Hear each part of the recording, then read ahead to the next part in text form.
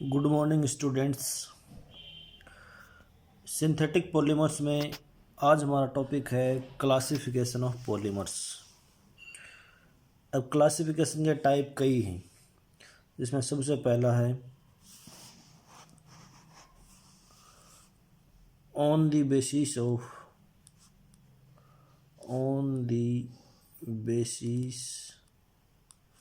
Of natural sources या फिर sources.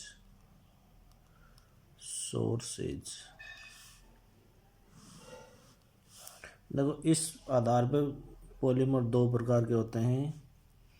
Natural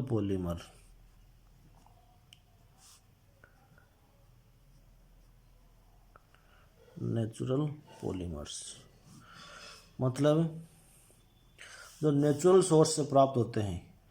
those polymers which are found in nature and obtain from natural products are called natural, मतलब found in nature.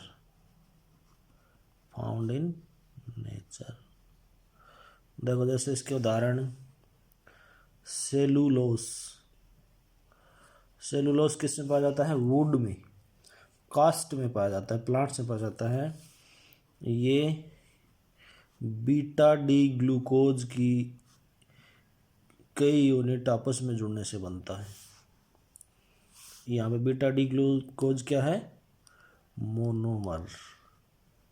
ये कई unit जुड़ेंगे तो क्या बनेगा? सेलुलोज। इसी के जैसा अगर होता है स्टार्च, जो किस में पाया जाता है? गेहूं में, आलू में। ये किससे मिलके बना होता है? Alpha D glucose. ठीक है। इसी प्रकार प्रोटीन जो एमिनो एसिड से मिलके बना होता है। न्यूक्लिक एसिड में क्या क्या होता है? नाइट्रोजनस बेस होती है, शर्करा होती है और H3PO4। ये सारे मिलके क्या बनाते हैं? Nucleic acid. Natural rubber, isoprene, ये सारे क्या हैं? Natural polymers. दूसरा सिंथेटिक पॉलीमर, जो हमारा टॉपिक भी है। Synthetic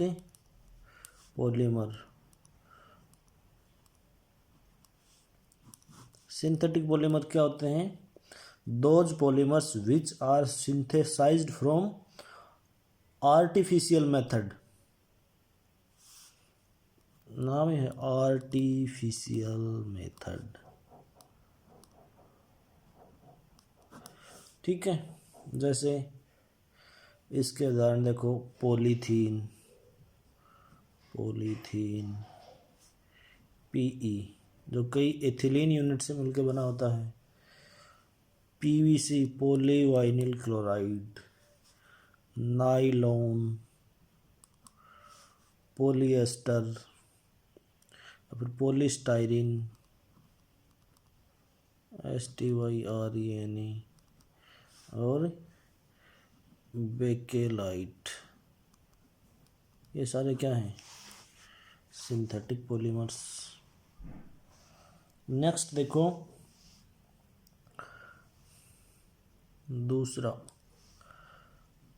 classification based on structure.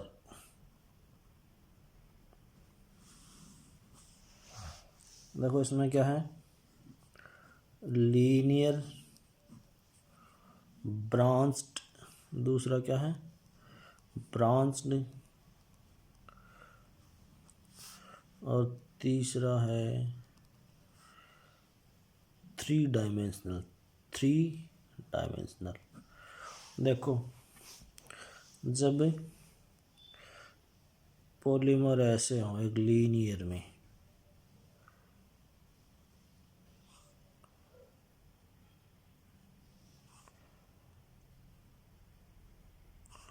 ऐसे पॉलीमर हैं, तो ये क्या है, लीनियर पॉलीमर। ब्रांच्ड में ये ऐसे है, लेकिन इससे ऐसे ब्रांचें निकली हुई हैं, तो ये पॉलीमर क्या कहलाएंगे, ब्रांच्ड पॉलीमर। 3D में क्या है, लीनियर है,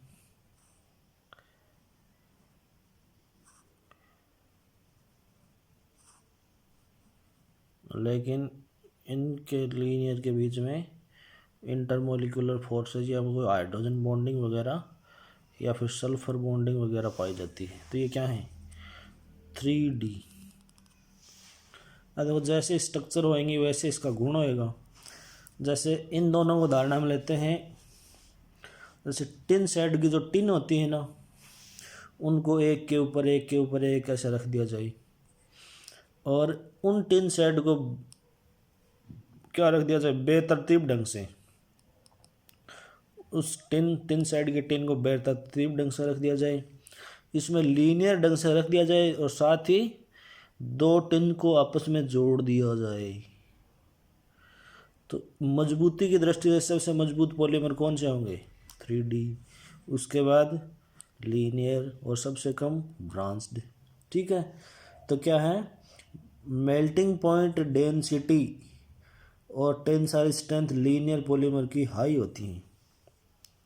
मेल्टिंग पॉइंट, डेंसिटी एंड तनन सामर्थ्य, टेंसाइल स्ट्रेंथ इसकी ज़्यादा होती हैं। तो देखो इसकी डेंसिटी ज़्यादा है तो इसको HDP भी बोलते हैं, हाई डेंसिटी पॉलीएथिलीन। अगर एथिलीन का है वो हाई डेंसिटी, इसको बोलते हैं LDPE, लो डेंसिटी। इनके मेल्टिंग पॉइंट, डेंसिटी और टेंसाइल स्ट्रेंथ सबसे कम होंगे और इनके सबसे ज़्यादा। ठीक है, जैसे ब्रांच्ड का एक और उदाहरण देखते हैं तो अपन, ऐसे ग्लाइकोजन में एक कैविटी बन जाती है, मतलब जगह खाली रह जाती है वो। और three dimensional cross link polymer में, in these polymers long chain of monomer units are joined together by 3 dimensional cross link bond into a 3 dimensional lattice. ठीक है, जैसे इसका उदाहरण है बेकेलाइट। ठीक है, यूरिया फॉर्मेल्डिहाइड, रेजिन, मेलेमाइन,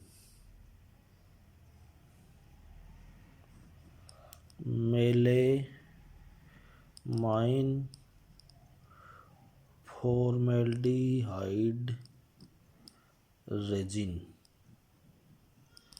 ये सारे किसके उदाहरण हैं, क्रॉस लिंक्ड पॉलीमर्स के। तो ये था स्ट्रक्चर के आधार पे। इसमें लीनियर मतलब ब्रांच है वो सबसे कमज़ोर होता है, 3D सबसे। इसका देखो एक उदाहरण, जो नेचुरल रबर होता है उसका वल्कनीकरण करते हैं, वल्केनाइजेशन मतलब सल्फर के साथ गर्म करते हैं। तो उसमें वास्तव में क्या होता है, सल्फर क्या करता है,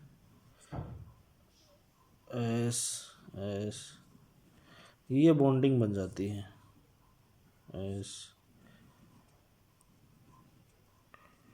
ऐसे मतलब क्रॉस लिंक बॉन्ड बन जाते हैं, जिससे उसकी मजबूती बढ़ जाती है। ये था स्ट्रक्चर के आधार पे।